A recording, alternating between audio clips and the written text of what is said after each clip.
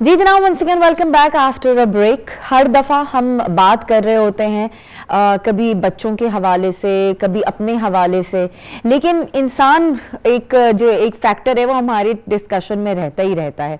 लेकिन जनाब, हम इंसानों को अगर थोड़ा सा साइड करें तो जानवर भी इस दुनिया में मौजूद हैं और उनकी भी देख रेख और उनका ख्याल रखना और वो किस तरह से जी रहे हैं उसके ऊपर भी बड़ी हम लोगों को सोचने की ज़रूरत है।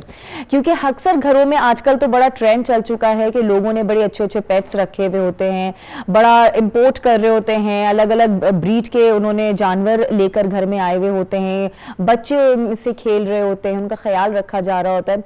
लेकिन काफ़ी हद तक लोगों को पता ही नहीं होता कि पेट्स को किस तरह से रखा जा सकता है, उनकी ट्रेनिंग कैसी होती है, और वहाँ फिर थोड़ी सी ज्यादतियाँ शुरू हो जाती हैं उन पेट्स के साथ। इसी तरह से अगर हम स्ट्रीट एनिमल्स के हवाले से बात करें तो वहाँ पे भी बहुत सारी ज्यादतियाँ हो रही होती हैं उनके साथ, किस तरह से उनको ट्रीट किया जाता है। ज़ाहिर डर तो लगता ही, हम जब सामने से गुजरते हैं तो हमें भी डर लगता है, लेकिन फिर भी एक तरीका होता है उन्हें डील करने का, एक हिकारत की नज़र से। और जैसे अक्सर मैंने लोगों को देखा है कि अगर कोई कुत्ता सामने से गुजर रहा है तो आप उसको पत्थर मार देते हैं और उसे हटा देते हैं। This is wrong. इस तरह की चीज़ें नहीं करनी चाहिए। वो भी तो जानवर तो हैं लेकिन जानदार चीज़ है, तो हमें इस तरह से चीज़ों के बारे में सोचना चाहिए कि अल्लाह ताला ने उन्हें भी बनाया है, वो भी जो है वो सांस लेते हैं, उन्हें भी तकलीफ होती है। तो आज थोड़ा सा हम जानवरों के हवाले से बात करेंगे। हमारे साथ यहाँ पर मौजूद है एक वेट डॉक्टर और वो हमें प्रॉपर तरीके से दोनों सिनेरियोज का बताएंगे कि अगर घरों में जो पेट्स पाले जा रहे होते हैं उन्हें कैसे ट्रीट किया जा सकता है और स्ट्रे जो एनिमल्स होते हैं उन्हें कैसे ट्रीट किया जाता है। तो आइए वेलकम करते हैं, हमारे साथ यहाँ पर मौजूद हैं डॉक्टर मसूद ताहिर। अस्सलाम वालेकुम जी। वालेकुम सलाम सर, कैसे हैं? मैं बिल्कुल ठीक है। Thank you so much for coming here. और ये बड़ा एक अच्छा एक टॉपिक है जिसको मेरे ख्याल से लोगों तक पहुंचाना बड़ा ज़रूरी है, क्योंकि हम असल में होता यह है कि ट्रेंड फॉलो करने के चक्कर में और कई दफ़ा देखा देखी हम पेट्स पाल लेते हैं, लेकिन हमें तरीका नहीं आता कि उन पेट्स को ट्रेन कैसे करना है, उन्हें रखना कैसे।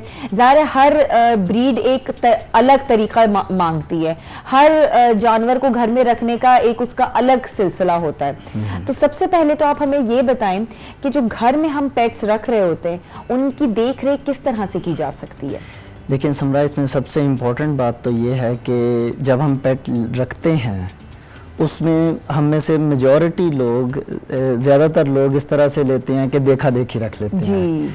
फलां के बच्चे ने रखा हुआ है तो वो बच्चे अपने वालिदैन को पुश करते हैं कि हमारे पास भी होनी चाहिए। हाँ। उन्होंने फलां ब्रीड रखी हुई है तो हमारे पास उससे भी अच्छी होनी चाहिए। राइट। तो कहीं ना कहीं लोगों के पास, लोगों के दिमाग में पेट रखने में एक वो स्टैंडर्ड का एलिमेंट चला जाता है कि लोग उसको स्टेटस का समझ के स्टेटस बनाने के लिए पेट रखते हैं। बिल्कुल, नॉलेज भले हो ना हो लेकिन महंगा से महंगा पेट रखना है।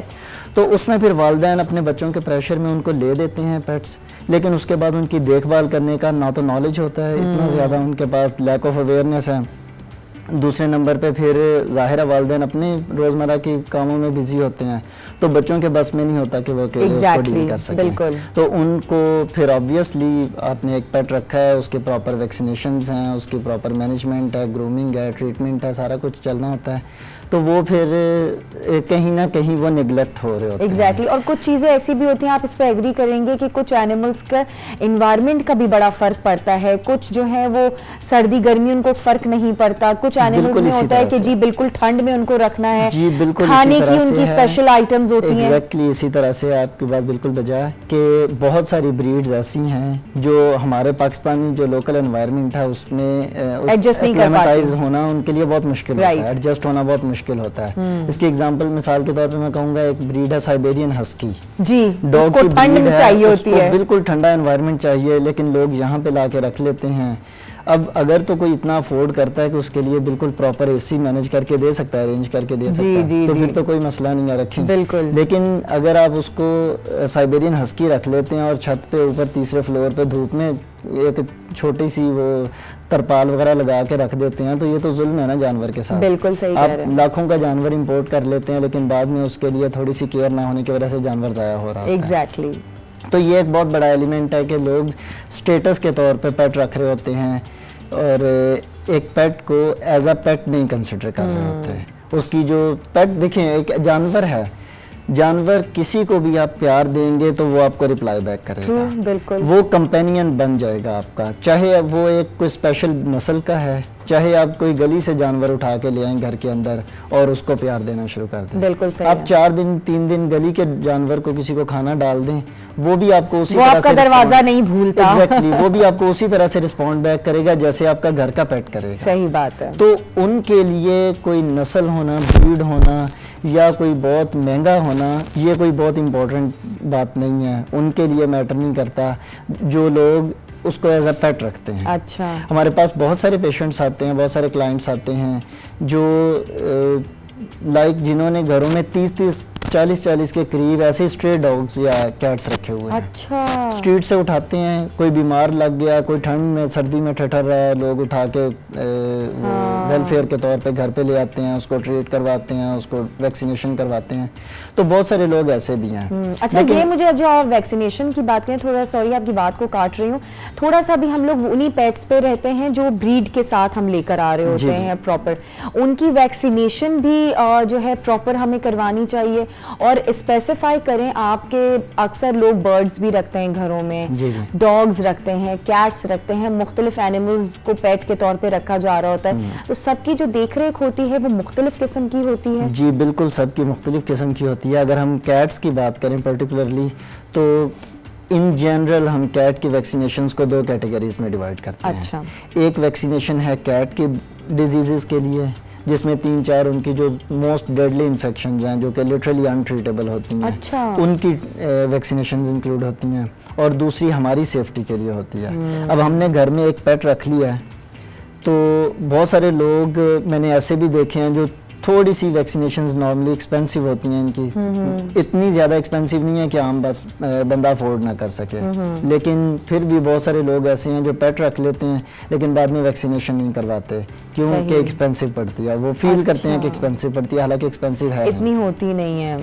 और उसमें अब रेबीज़ की वैक्सीन बहुत ज़्यादा ज़रूरी है। अच्छा। मैंडेटरी है, लाइक 4 महीने से पहले, 4 महीने की एज से पहले हर पेट की वैक्सीनेशन रेबीज़ की, एंटी रेबीज़ वैक्सीन होनी चाहिए। कोई भी पेट हो, कोई भी पेट हो, चाहे वो कैट हो चाहे वो डॉग हो, मैंडेटरी है। ठीक है। तो अब अगर आप एक इंजेक्शन उसको साल बाद जो रिपीट होना है रेबीज़ का नहीं लगवाते, और खुदा न खास्ता अल्लाह ना करे आपकी कैट कहीं घर से बाहर जाती है या आपका डॉग घर से बाहर जाता है, किसी वाइल्ड एनिमल के साथ उसका इंटरेक्शन हो जाता है, वहाँ से वो डिजीज़ कैरी करके ले आता है, तो वो अब घर में 4, 6, 8, 10 बंदे हैं, सबके लिए वो रिस्क फैक्टर बन जाता है, और बहुत बड़ा रिस्क फैक्टर। और ये एक ऐसा रिस्क फैक्टर है जिसका आगे ह्यूमन साइड पे भी कोई वो ट्रीटमेंट नहीं है, कोई इलाज नहीं है। सही। ज़ाहिर है, अब आप किसी जानवर को अपने घर रख रहे हैं, वो आपके साथ उठ रहा है, बैठ रहा है, बच्चों में डील कर रहा है, तो मेरे ख्याल से तो उनकी देखभाल बड़ा ज़रूरी, एक बहुत ज़्यादा ज़रूरी है।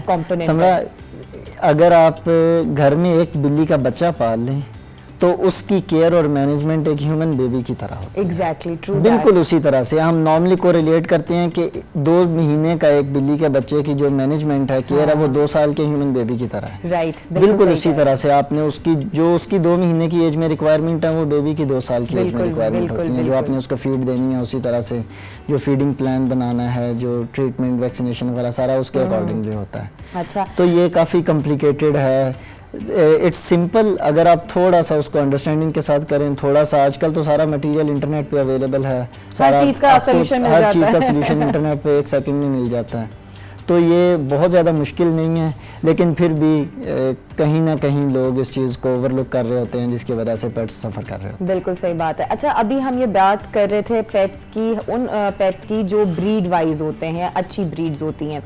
अब मैं आपसे जानना चाहूँगी कि अभी जैसे अभी थोड़ी देर पहले आप बात कर रहे थे कि अक्सर आपके पास ऐसे क्लाइंट्स आते हैं जो स्ट्रे एनिमल्स को, जैसे आपका थोड़ा सा आपने ख्याल उनका कर लिया, उनको कोई चोट लगी तो उनको हॉस्पिटल ले गए, उनकी मरहम पट्टी करवा दी, उनको खाना डाल दिया, तो वो एक थोड़ा सा लगाव आपका पैदा हो जाता है। और फिर अक्सर लोग ऐसा यही करते हैं कि वो उन स्ट्रे एनिमल्स को घर ले जाते हैं और उनको पालते हैं। अब उनका तौर तरीका बिल्कुल मुख्तलिफ होता है जो आप ब्रीड वाले एनिमल्स पाल रहे होते हैं, तो वो भी थोड़ा सा हमें जस्टिफाई करके बताएं कि क्या हम उनके साथ इंसाफ करते हैं कि स्ट्रे एनिमल्स को घर तो ले गए लेकिन हमें पता ही नहीं है कैसे ट्रेन करना है, क्योंकि उनको तो कुछ आता ही नहीं है। स्ट्रे एनिमल्स जब घर में जाएंगे उनको मैंने पहले बात की थी कि 4 दिन आप प्यार देंगे एक एनिमल को तो वो आपका पेट बन जाएगा। सही। बहुत जल्दी ये यूज टू हो जाते हैं, आपके साथ बहुत जल्दी एडजस्ट हो जाते हैं। तो कोई इतना मुश्किल काम नहीं है कि आप स्ट्रे एनिमल्स को घर लेके जा रहे हैं, तो ये बहुत बड़ा रिस्क फैक्टर है। अगेन मैंने सबसे पहली बात आपको वैक्सीनेशन में ये की थी कि रेबीज का एक वैक्सीनेशन शॉट लगना है, एंटी रेबीज का। वो सबसे पहले लगवाएं। आप किसी भी आपका जो कंसर्न वेट है, नियर बाय वेट है, उससे एक दफा कंसल्ट कर लें, उनके पास चले जाएं, आप उनको दिखाएं कि ये पेट है, he was suffering from this condition, मतलब ये प्रॉब्लम था, उसको स्ट्रीट पे था, तो इसका क्या किया जा सकता है, वो आपको गाइड कर देंगे कि इसके लिए नेसेसरी क्या चीज़ें हैं। आप अगर तो पेट की एज 4 या 4 महीने से ज़्यादा की है तो उसको एक एंटी रेबीज़ का शॉट लगवाएं, उसकी ग्रूमिंग वगैरह करें, घर के अंदर रखें, बिल्कुल रिस्क फ्री होगा, कोई ऐसा जितना। सबसे मुश्किल काम होता है पॉटी ट्रेन करना। वो भी इतना मुश्किल काम नहीं है। अच्छा, वो भी इतना मुश्किल काम नहीं है, वो भी बहुत आसान है। कोई भी नया पेट घर में आता है, ऑब्वियसली जब एनवायरनमेंट किसी भी पेट का चेंज होता है तो वो for the time being disturb ज़रूर होता है।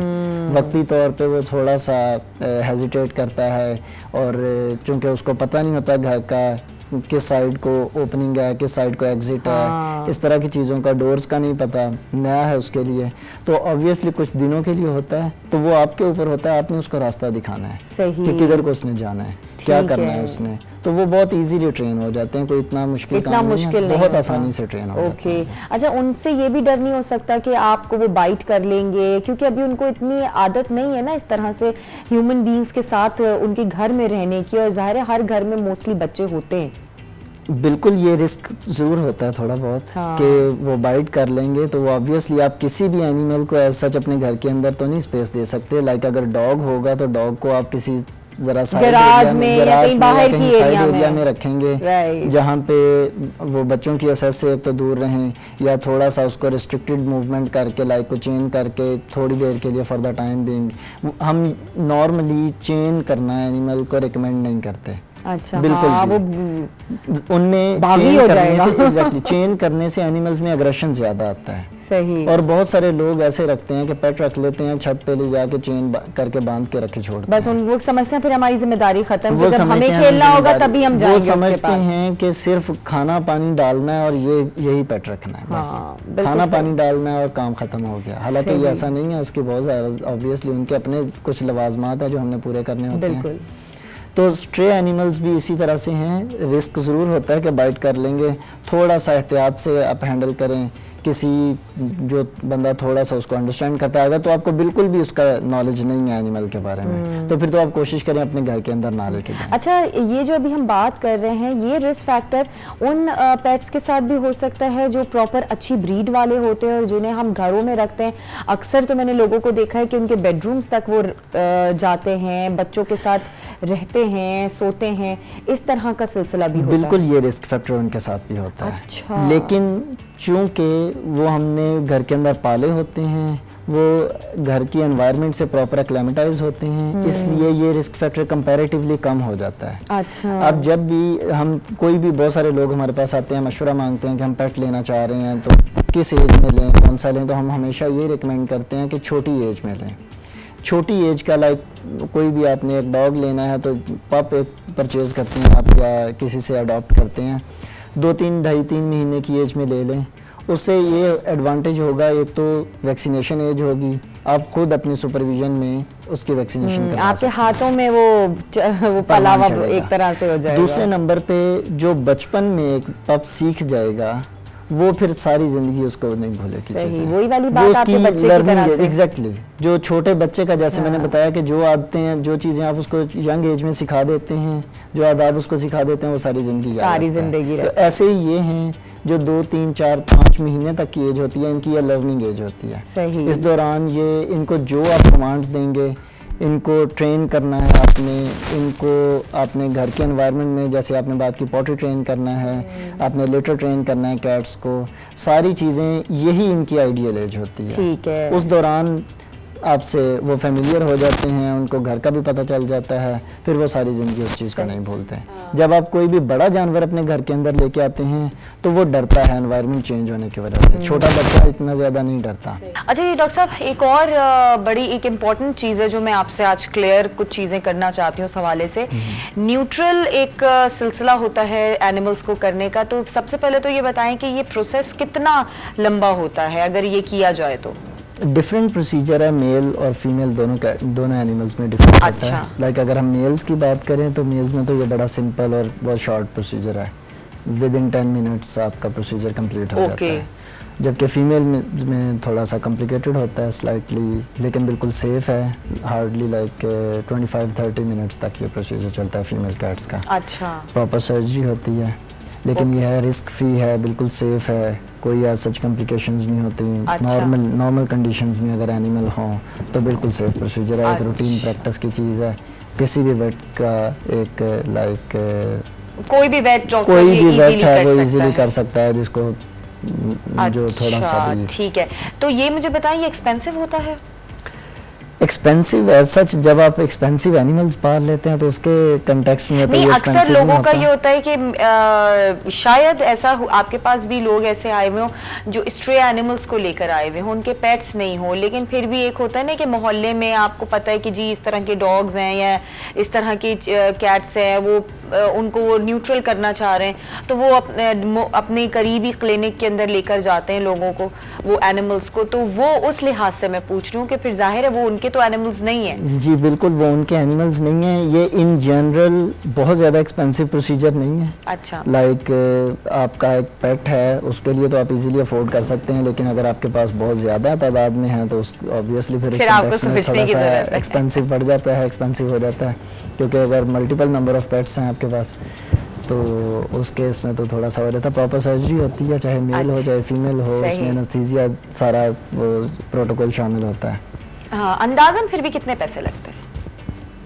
एक मेल कैट पे अप्रॉक्सीमेटली 5 to 8,000 तक आपका एक्सपेंस आ जाता है, और जबकि फीमेल कैट की अगर बात करें तो आपका अप्रॉक्सीमेटली 9 to 15,000 तक ऑलमोस्ट एक्सपेंस आ जाता है। अच्छा, इतना डिफरेंस आ जाता है।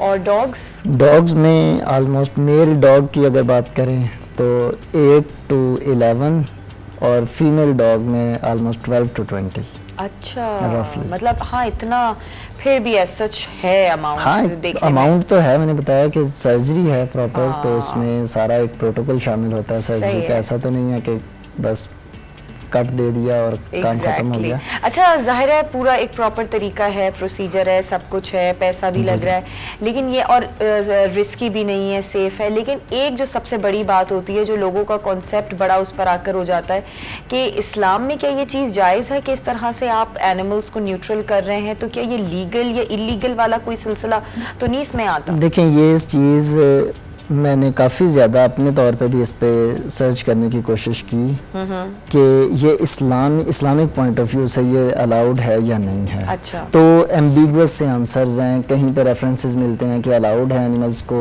न्यूट्रल करना या स्प्रे करना, और कहीं पे लिखा हुआ है कि प्रोहिबिटेड है। अच्छा। लेकिन अगर आप